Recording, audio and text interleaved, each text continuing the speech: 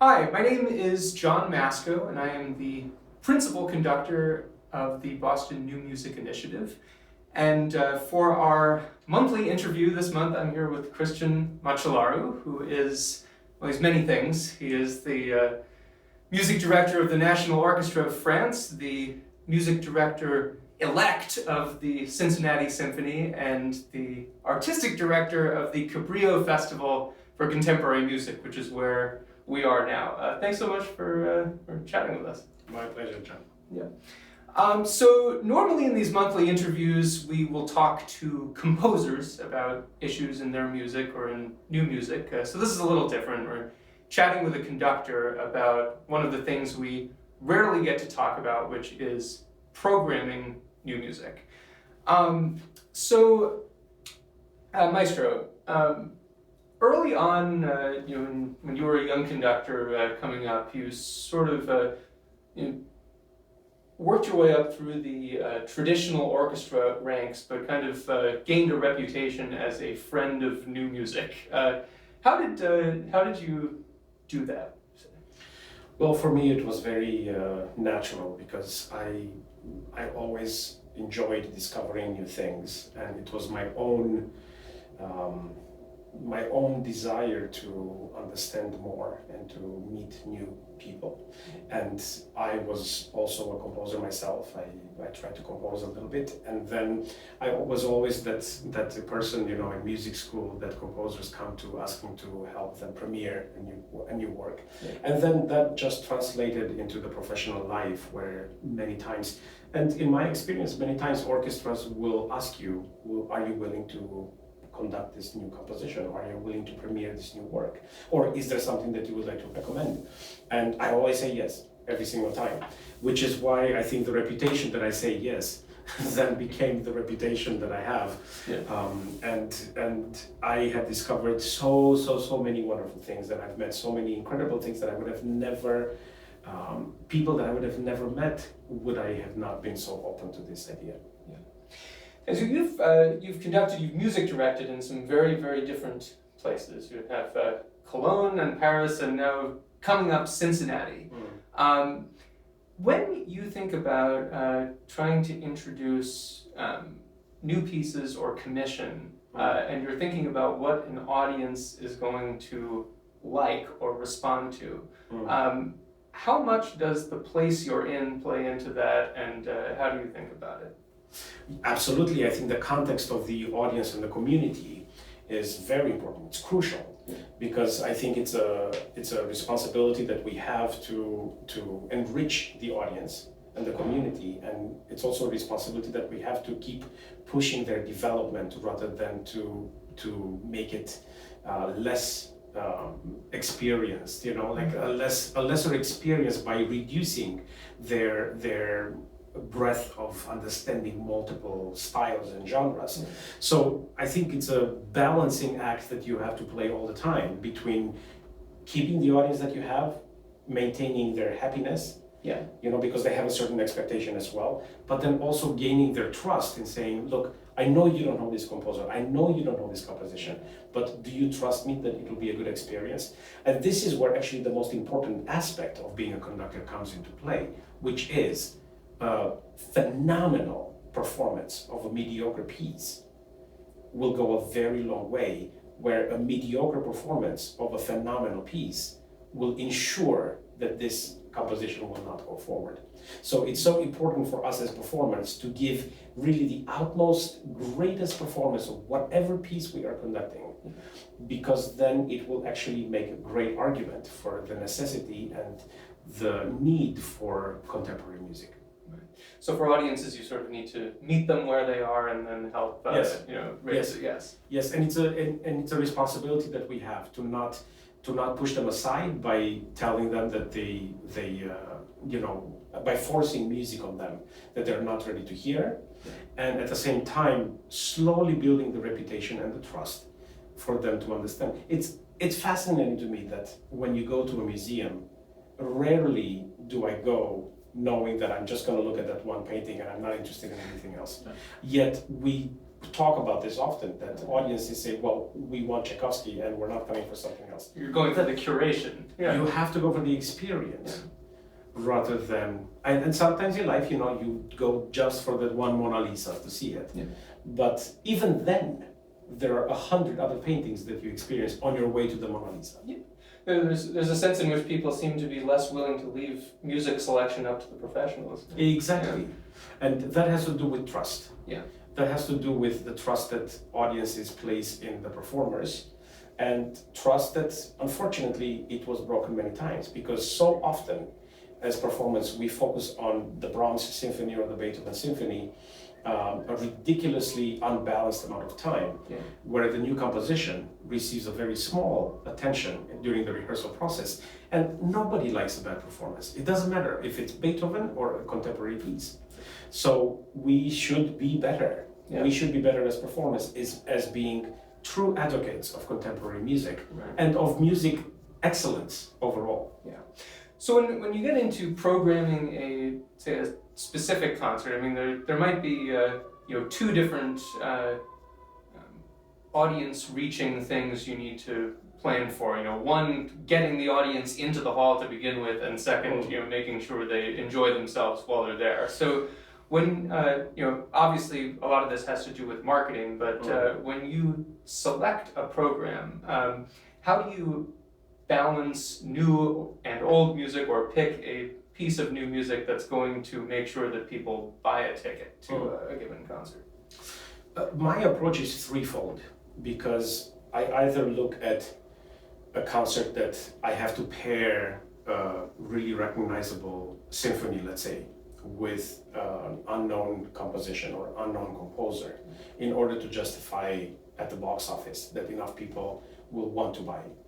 That's one approach. The second approach is I bring in a very recognizable name as a soloist on the concert to make sure, again, that we do the same thing. And the third approach, which I think is the most interesting of them all, is to find a topical or theme that goes across the concert or across the season, and then the new composition makes sense in that sense. Yeah. And this is an interesting challenge, but because it has to do with the trust that you build with the audience still. But I think it's the most successful one, because you can say, this concert we're talking about music that has to do with social change, and then you can bring in a small piece by Beethoven, and you can bring in a small piece by Shostakovich, and you can bring in a small piece by Leonard Bernstein, that all have dealt with social change in their own way and pushing the agenda for social change. Yeah. But that introduces the opportunity to say, there are composers today still that talk about their societies and the need for better equality and for injustice to be rectified. And this is the composer that I want you to hear about. Yeah. So it introduces the idea of a thematical approach to programming versus let's always have a big symphony that we can sell or a big soloist. Yeah, those first two are almost like Trojan horse approaches. Exactly. New pieces hiding in there somewhere. Yeah. But I do think that it has to do a lot. The audience's response has to do a lot with feeling like they're tricked by the marketing department. Yeah. You're there to buy the steak and then they come up with a salad. Whereas you can say, hey, you know what?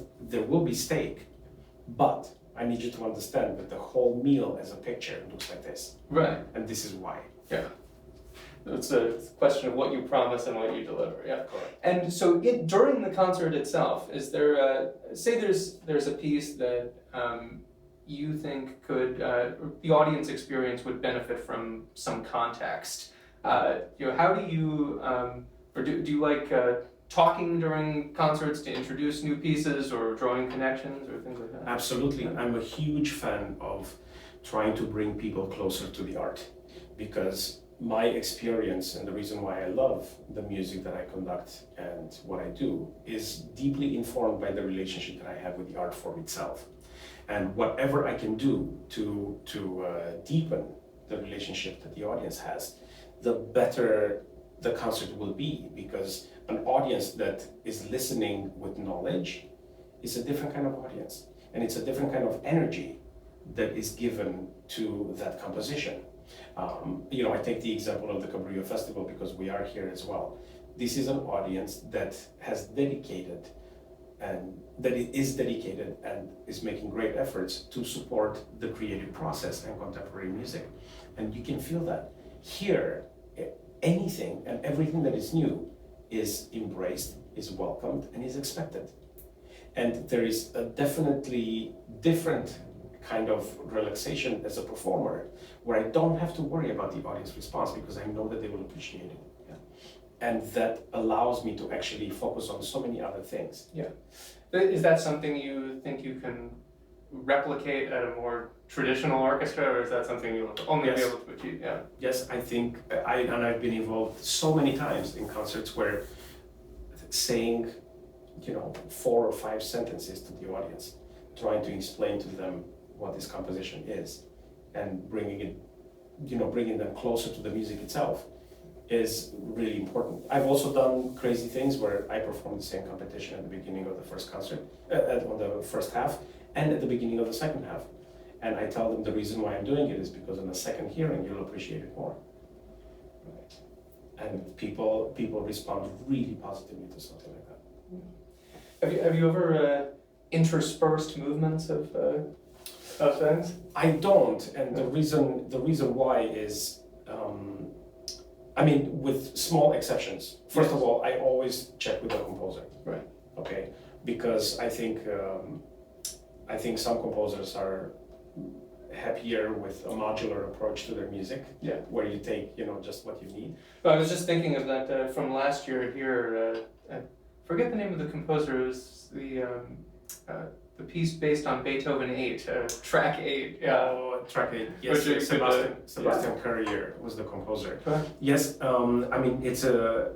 this is a composition technique that composers can use to be inspired by a certain composition from the past. But it's their choice, it's not my choice. So I will never perform new music in between movements of a Beethoven symphony, because I really don't think that this is what Beethoven intended. Yeah. And you can't ask him. I cannot ask him.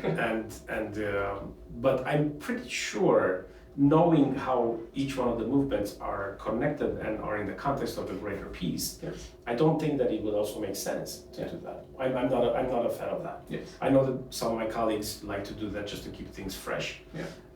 I like to keep things fresh by perhaps commissioning a composer to write another symphony. Right. I noticed actually when yesterday you were conducting a rehearsal of this Al-Sad piece, and there was in the dedication section a co-commission by multiple orchestras that you work with. So could you talk a little bit more generally about sort of how you use the combined resources of the organizations you work with to promote the composition of new pieces? I offer to every orchestra that I collaborate with, I offer them opportunities to co-commission things. And even my own orchestras, I think the concept that the music director is sort of an all-deciding force of an orchestra is a misconception, because that's not true. Every orchestra will look very carefully at its needs and the focus that they want to have, and will take in consideration, of course, what the music director's wish is. But if it doesn't make sense for the institution, then I think it's basically that takes priority. Yes, what is good for the institution. But sometimes you get lucky, and then you have multiple orchestras that say, okay, we would like to be part of this consortium. The best thing about a consortium commissioning project is that the composition will have repeated performances by different ensembles, different places, so for different audiences. And this is such a tremendous gift for the composer, because it's not really even an issue about the money, because they're not getting 3 or 4 times as much money for the composition. It's the same amount of money. That does help on the orchestra side. It helps on the orchestra, exactly. Relieve some of the pressure of the financial burden. But the best thing about it is the repeated performances. Right? Well, thank you so much for chatting with us, and good luck at the rest of the festival. Thank you so much. I appreciate it.